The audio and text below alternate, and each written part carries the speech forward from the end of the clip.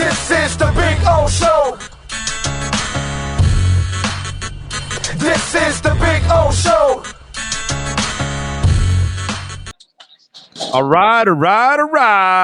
There we go. There's the man. Now, Cam, I know what you're doing already. I heard already. Yeah, I heard that you called the A's to find out when the Phillies are playing in Vegas because you already want a weekend of watching the Phillies and the A's partying in Vegas. By the way, isn't that awesome that we now have a baseball team that we can go visit in Vegas and go party and it's so cool because in baseball you can go for 3 or 4 games, dude. Right. So you get to see your favorite team. You can make a whole weekend out of it. Yeah, man. Yeah, you're right. There's not a lot of like super cool baseball destinations. Like, yeah, you can go to New York and see the Yankees. You can see historic stadiums, in Los Angeles, right? But there's not a lot of, there's Vegas in there. There's New Orleans in football. There's no New Orleans in baseball. There's none of the true party ones. Like Miami is there, but people don't really go to the Marlins game as far as destination the way they would. I mean, if they're going to Miami, they're going to Miami. It's not because they're going to a Marlins series.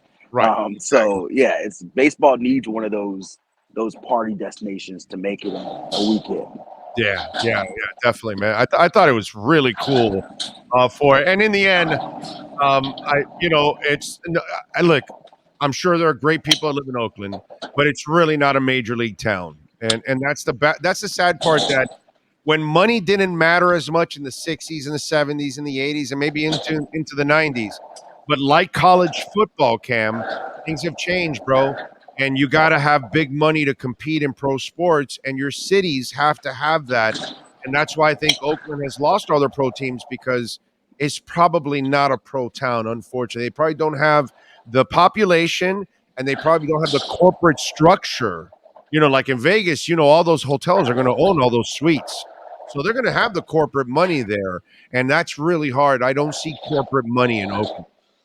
To me, there needed to be more collaboration in the context in that, like, every time I go to the Bay, everything is so separate, San Francisco from Oakland. Like, to me, although they are very different cities, they very much are different cities, you collaborate in those perspectives to make it best for both teams, in my perspective. And I don't know if it's San Fran or it's Oakland. That's not the city that's participating.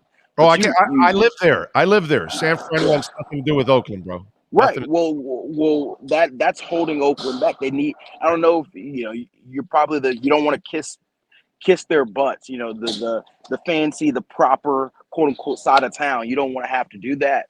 But to make it the money work, to make the cooperation and the fans work, to have fans come to the stadium and support your teams, you need the full buy-in of the area. There's no San Fran baseball team. You need San Francisco people to treat Oakland as their baseball team. Same way, the Warriors, I feel like, have been adopted by both sides of town, which is why they have had success, and they probably won't have to go anywhere, right? But the other cities, it has not seemed to cross over in the same respect. I don't even know if all the San Francisco folks were truly Oakland Raiders fans. They might have, been all over the place too. So, yeah, to me, that's the biggest part of it. Like you see in Dallas, right? Dallas is Dallas Cowboys, but everybody in the DFW area, Fort Worth, Arlington, all those areas, the Cowboys are their own. Dallas Cowboys play in Arlington. They have a facility in Frisco, which is the suburbs, and their name is Dallas. And they all get along. They're all are cooperating there because that's their team. Right. I feel like that's the key to having it work in those cities where you may have more of a hub than a true one city. Same for Miami, right? If Fort Lauderdale was like, oh, no, we're not going to support any Miami teams. We need a Fort Lauderdale team. They won't work together. They won't work together. But you don't hear people from Fort Lauderdale saying, I'm not a Dolphins fan because the Miami side of it. No. No, but we had two owners that did not work together, and because that was the talk, that Huizenga and Arison build one arena for the Heat and the Panthers, because we're not like the kind of town. Huizenga was a Broward guy. Arison was a Dade guy because his boats were there. Those two would fight about it, and they said, screw that and their egos, and they both built their own arenas. And Huizenga did what nobody could ever do. He got public money out of Broward for an arena. That was enormous. But the bottom line was, this town doesn't need two arenas, but this is what ends up happening. We ended up getting the two arenas. So Right. It's being less selfish, it's being more brotherly and sisterly of your community. It always felt like San Fran felt they were, at least for me from the outside, too good for Oakland, and they didn't want to collaborate in that respect. And I don't think that's right. And I think both areas are struggling to keep their pro teams because of that. It's crazy. But San Fran's San Fran's not struggling. They have their teams. They don't care. They stole their basketball team. Their Yeah, baseball but team's got one of the nicest parks out there, and their football team is kicking ass. San Fran, right. But that's the you thing. talk San about Fran doesn't they feel like they need Oakland. That's the thing. right, but to me you grow that even exponentially more if you maybe it's not even. Maybe San Fran's carrying 75% of the weight of the city as far as the income and the profits. That's probably how they view it, right? But Right. wouldn't you want to get that 25% growth, including them? And even if it's, hey, I keep my name on it, we make this the San Francisco A's, versus the Oakland A's, but we come in, we put a lot of the capital behind it, and we keep everything here in the Bay Area. To me, that would be something that would have been the conversation that I would have went to before. Hey, let's give it up. Let's sell it to a different city. I mean, it's good for everybody else. Like I said, more teams in Vegas, the better for all of us. But to me, that seemed like a missed opportunity. All right, let me get to two stories that I think just shows how just things are absolutely crazy and wacky, and to me they make no sense whatsoever. First of all, let's get to the Tom Brady story. Tom Brady was in town, okay, and here's the problem that I have with everybody in the media that goes crazy about this stuff. Tom Brady already retired. He was sitting on a beach, with his sad, sappy face, and said he retired and he's done. And then a month later, another story came out, and he says, "Guys, I don't have time for that. We just adopted a kitten with my daughter, and we're busy." And then he has this thing here in town. And when he was asked again, he says, "Oh man, I will say now that I'm not affiliated with any team anymore. And even though I have some ties to a couple of teams, of course, he played for the Pats, he played for the Bucks. I do have some friends on the Dolphins that I really like. I wouldn't say I'm necessarily rooting for them all the time, but I root for my friends to do well. That's it. Yeah. Nothing else." Of course, he's got friends all over the league. Of course, he's got ties to teams. But nowhere there did he say he was interested. Nowhere there said that he was playing. And he doesn't have to say that he's retired because he's already said it twice. So how many times do we need to keep hearing it? I don't understand that part. So I think Tom Brady knows what he's doing here. The part of it, I think, you like the allure of hearing your name. You like the allure of the drama, the elements to talk about. Like, I can't pretend to be into his head. You could say, yeah, he's retired, he's done all of it, but he was retired the first time. And so would it shock me again if June and July came each around and he wanted to do it again? No, because nothing involving this guy would surprise me. But I think there's a element of you say things, he knows that he's in Miami. He knows you say those sort of things. It's going to be on talk shows for the next week. And so I don't know if it's as much the media playing into it as much as, Tom Brady knows because of who he is, because of how much his name carries, and because the connections to him in Miami have been multiple years coming. And if he says anything other than no, that it's going to be a conversation. And conversation, what do they say? There's no such thing as bad publicity. Right. Anytime my name's on TV, Tom's thinking it's a good thing for me and Tom Brady brand. And so, that to me, that's my biggest takeaway of it all. Okay. But again, he's already said he's retired several times. So it's not like how many He more. has, but he said that he retired before and he came back, didn't he? Yeah. And Yeah. so it's Yeah. almost like the cry wolf, right? And so I don't think people will truly. I think it'll probably take multiple years. Same thing with Gronk, right? Gronk hasn't played in 2 or 3 years, but people still bring it up every year. Is Gronk going to come back? Because he plays the game. He's, oh, no, I think I'm retired, but I would come back for this guy and that guy. And Gronk hadn't played. 2020 was the last time he played. So to me, it's the same thing. If you play the game, people are going to tend not to believe you, and you keep your name in the conversation, which I think is probably something that he and his team want. That's at least my perspective from the outside. All right, we already talked about the two press conference, right? I think earlier in the week, right? Yes. Talked a little bit about it. Okay, so I'm reading Poupart's article, and he's saying should Tua have talked about that he discussed retirement, because I don't believe he was ever retiring. Okay. I think it's the silliest thing in the world if anybody thinks that he contemplated it at any moment. I think he just entertained the That's conversation good right there. with his family. But a guy that comes back from a hip, That's a good. Good guy job, babe. a guy that plays right after he gets knocked out in Buffalo and continues to play and plays 4 days later, or the guy that gets titanium wrapped around his ankles after he gets it injured. There's nothing about that guy that ever says quit. That guy never Right. thought about retirement. So here's my problem with all of this. This kid gets slammed, okay? During the season, he gets the concussion. That's square. Remember what I told you about that? Everybody wants him to retire, okay? So he gets concussed. So he should retire, he should retire, he should retire.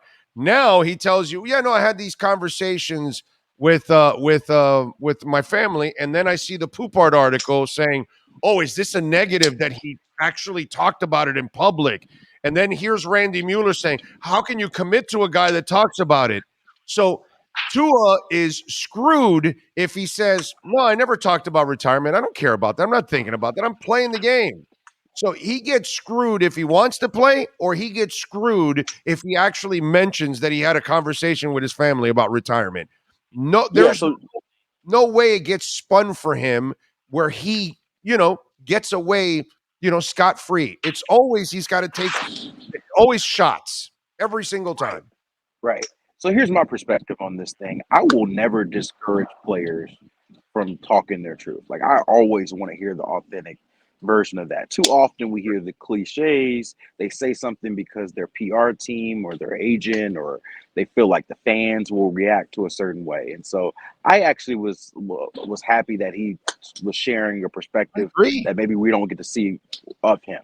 I think he's done that throughout his career. I remember him getting criticism, I think maybe a year or two ago, when he said he didn't have a full understanding of the playbook. What was it, a couple years ago? And Yeah. everybody went crazy about, like, why doesn't he understand it? But like, when he is truly comfortable, he is vulnerable and he's open. And so I don't know how much of this was his parents saying, hey, we want to do this, and him obliging the conversation, same with his wife, and talking that out and deciding, hey, no, that's not best for me, versus how much he's bringing it up. Like, I don't know the mechanics of it.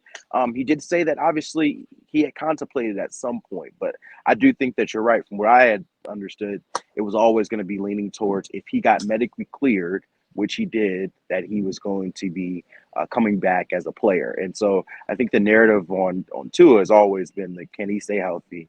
And because of the concussions, it's become so much more of a polarizing topic. Like, going on social media, that was really good. Going on social media the other day after he said that, it was incredible just to see the drastic difference of comments. You see one person saying, he should retire because his brain is mush, and the other person saying, leave Tua alone because this is his own right, And so you see that everybody's got an opinion. And to me, the most important thing that he said about this thing is he felt like, based on the information he got from a variety of different people, he made the best decision for himself and his family. To me, that's all that matters. Like, we all are, I'm grown. I'm making a decision for me and my family. I'm not going to expect any other grown person to tell me I'm wrong about it. Now, there's certainly going to be a conversation. It's natural, right? If, God forbid, he gets another concussion next year, that's going to be the number one topic on every sports show. Going back to this conversation, Of was it course. right? Was it wasn't? It's natural. If 10 years, 15, 20, 30 years from now, he says that he's having some sort of symptoms for playing career after, this is going to be brought back up, and it's going to be part of his story, right? But to me, if he understands that, he knows that, I'm fine with him living his life and making his own choice.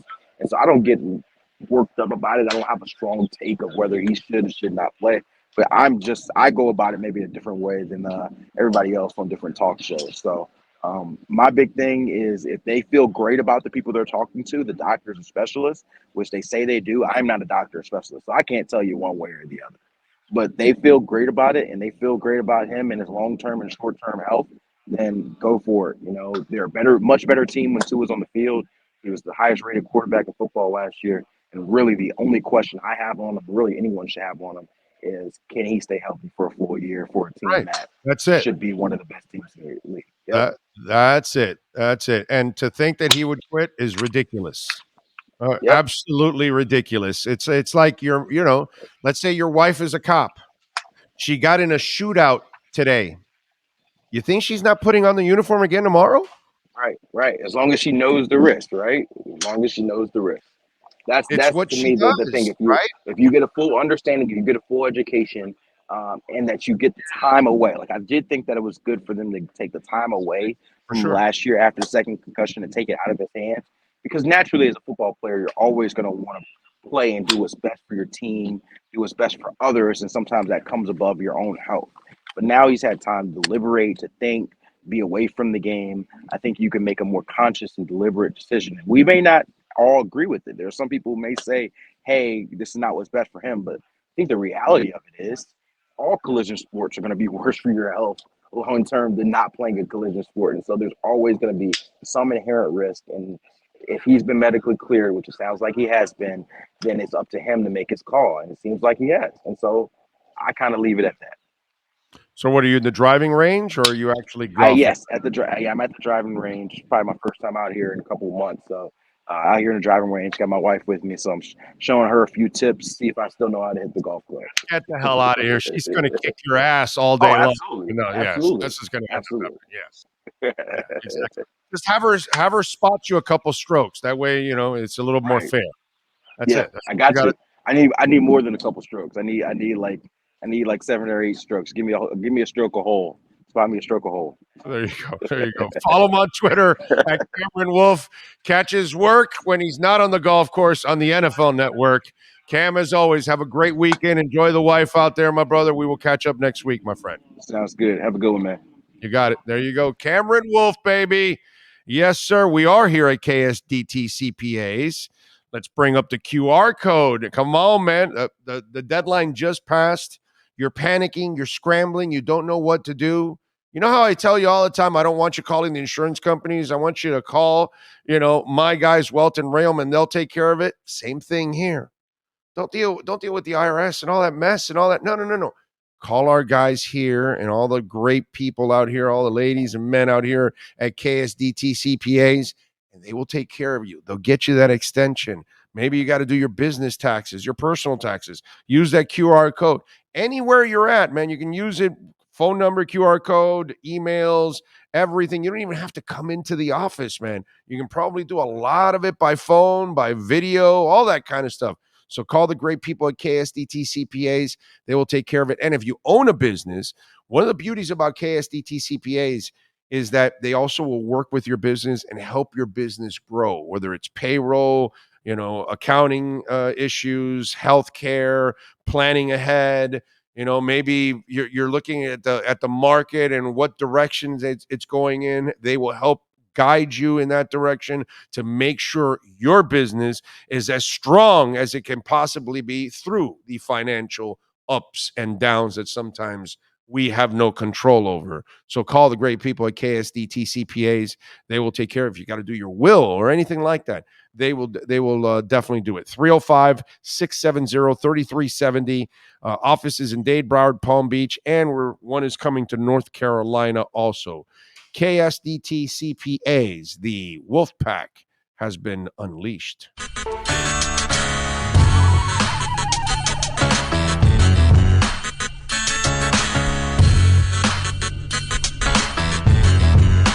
This is the Big O Show.